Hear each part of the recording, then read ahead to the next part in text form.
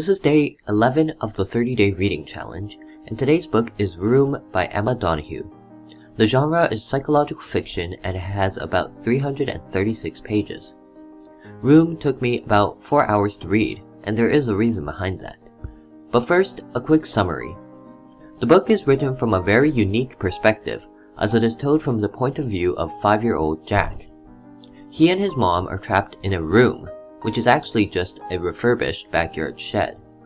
They are held there by a man called Old Nick, who brings them food and necessities with the occasional treat. However, after learning that Old Nick has lost his job, Jack's mom plots a plan to escape. The story follows Jack and his mother's psychological changes, challenges, and evolution. The book is split into 5 sections: presence, unlying, dying, after, and living. I personally found the first and fourth sections to be somewhat tedious, but before I get into that, I'll talk about what I liked about this book and why you should read it.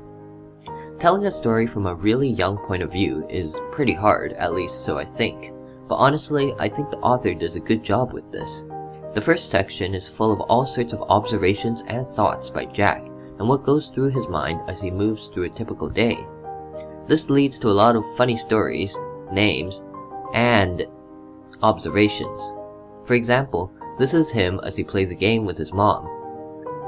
"Our friend Dora went to the store." "That's a cheat rhyme," says Ma. "Aw man," I groan like Swiper. "Our friend Baby Jesus likes to eat cheeses."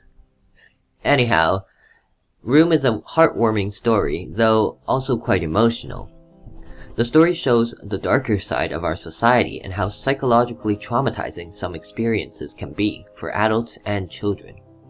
I personally feel that the overall storyline is quite good. If I were to describe the story as a cake, I'd say that the inside is rich and flavorful. It's just that there's too much icing and the texture's kind of off. The story was fun to read, but some of the sections got a bit hard to follow. This is realistic though, since young children are master observers, but for the average reader, it can be a lot to take in. The second and third sections moved the plot along fairly quickly, but when it came to the fourth section, things became a bit more tedious again. I'd recommend this book to people who like psychological journeys as well as children. You get to experience some of the nuances of childlike thinking, and maybe even remind you of your own toddler self. Also, if you enjoy thrillers, this is a good book as well. Hatching the escape plan during the second and third sections really got my heart beating, and it seemed as if I was feeling what they were feeling.